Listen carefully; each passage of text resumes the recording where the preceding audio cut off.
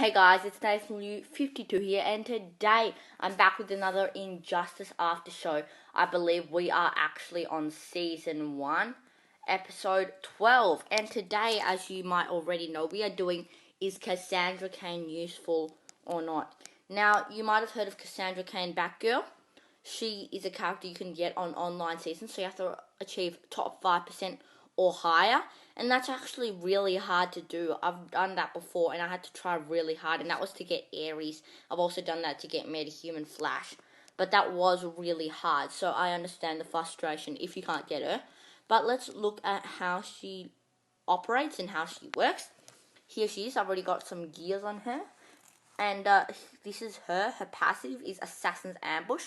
On tagging, Cassandra Cain attacks, causing opponent to lose 25% on current health.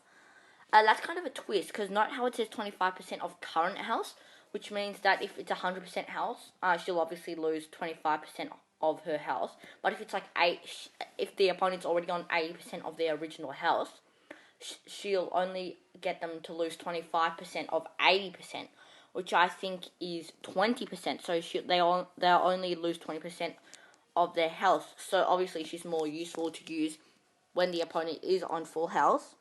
And her stats, right now she's completely maxed and also max augmented here. And her stats are 56k damage and 91k health.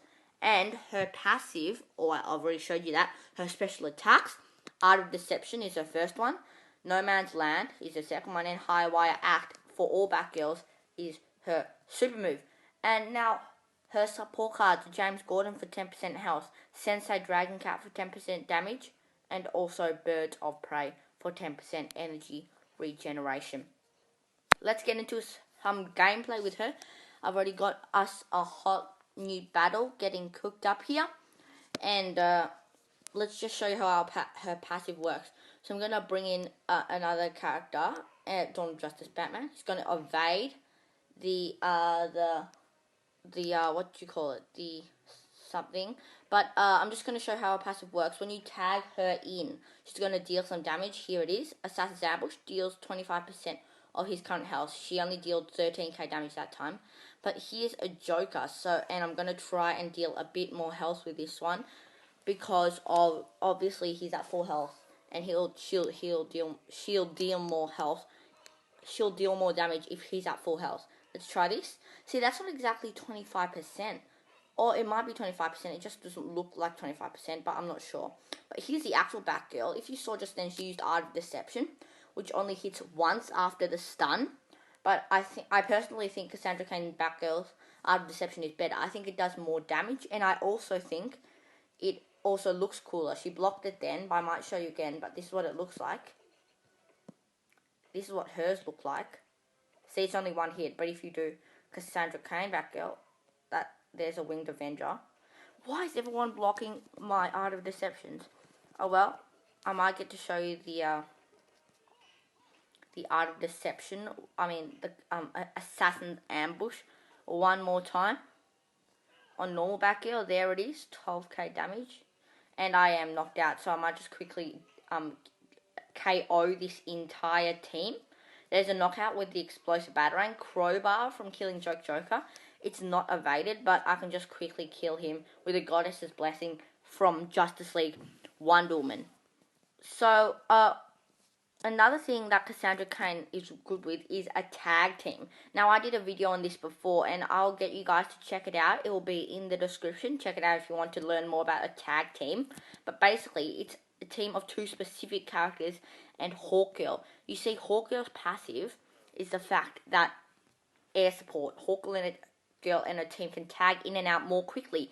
They can tag 4 seconds faster. And also, when the Hawkgirl switches out or in, the enemy is snared and cannot switch for 8 seconds. And basic attacks do 100% more basic damage when the opponent is snared.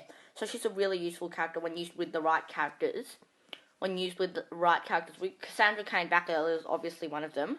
Other examples are obviously Luchador Bane here. I'll find some more. New 52 Nightwing, and some other characters. I don't need to show you all of them, but yeah, it's basically I just put in Luchador Bane for now. But there is a tag team pack, but it does not include Cassandra Cain Batgirl. It only includes Hawkgirl, Cassandra, Luchador Bane, and New 52 Nightwing. So basically, that's the tag team. I'll show you what this means. Note that when, it's a random tag, it won't, okay, very bad. It's random tag, guys. But basically, I'll show you in a battle, that's not random tag. And speaking of packs, Injustice released a new pack, one of the new packs. And that pack is the Alien Invasion pack. And I will show you it after I talk about my, Cassandra Cain Batgirl and this Injustice Aftershow. But what I'm saying is the Alien Invasion pack includes Darkseid, Martian Manhunter, and Lobo, I believe. Either Lobo or Bounty Hunter Lobo, I'm not sure.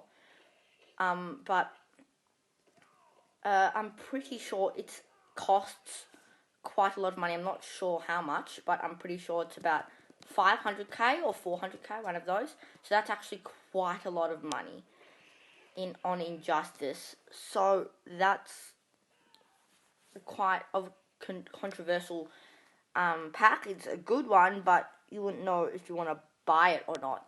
But anyway, here's what I mean. So if I tag Cassandra Cain Batgirl in right now, I want you guys to count how long it takes until I can tag in the next character.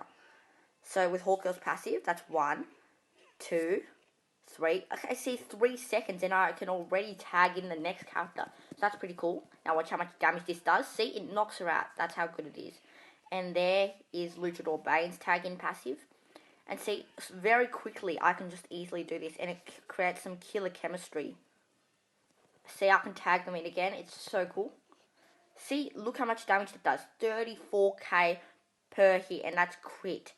So, and she hits about 5 times. So that's about 150k damage on her first attack. So that's really, really powerful. Now we'll take a break now from all the tag team and stuff, and let's just take a quick look at the Alien Invasion pack. And here it is. Special offer. Martian Manhunter, Lobo, and Darkseid. It's another one of those packs where you're guaranteed 3 characters. Here they are. Now, these characters are quite good. Martian Manhunter is good, great passive. Darkseid is one of the best ones you can get in the Challenge Booster pack, and Lobo's an alright character. He's immune to power drain, so that's good. But I really don't think you guys should get this pack unless you desperately want Darkseid. I think this is the best way of getting Darkseid, other than just spamming Challenge Booster packs. So I think this is the best way to get Darkseid. Also, Martian Manhunter. It might not be, unless you're really lucky. You can also spam Martian Manhunter. But if you have Martian Manhunter and Darkseid and you just want Lobo, you shouldn't get this one. You can just go to the this store, the character store. Obviously, I've already got Lobo, but you can just buy him in the character store.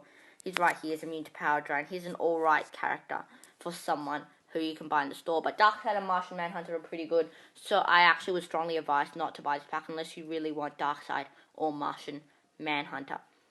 So let's get back into our tag team.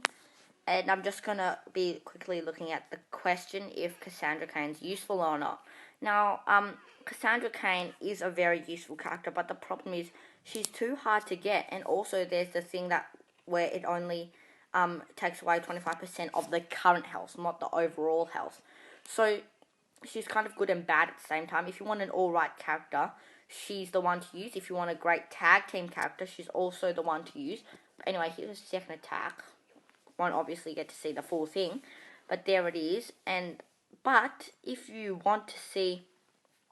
just want a nice character that has a great passive, I suggest you use her if you can just get her for free. But obviously, I would not. She's very useful, but that's my question. But the problem is, she's very hard to get, so I would not recommend trying to get her. But she is very useful nonetheless. See, you have to try so hard the whole 7 days of the online season to get in that top 5%. I know from experience that it's very hard, and it'll be very hard to get Cassandra Cain Cassandra Cain Batgirl. And so, she's a useful character, but she's extremely hard to get. Trust me. But here's her art of deception. So, it's kind of a mixed opinion, if you ask me. Very useful character, great passive, all right stats. The stats aren't that good either. And there's also the 25% of current health things, so that's another kind of loophole. But she is kind of useful, but I would definitely not recommend going for her. If you can somehow just get her randomly, she would be a great character, and especially in chemistry with Hawkgirl and other tag team characters. I'll put the links in the description for the video on that of the links in the description if you want to learn more about the tag team. And also in the description will be the links to my friends' channels. Be sure to check them out. Pretty cool. And also, I hope you enjoyed this video, and if you did, be sure to like, share, and subscribe. Join the 52 Nation today. I also put the link in the description to all my other Injustice After shows. Meanwhile, enjoy this Cassandra Cain Batgirl super move.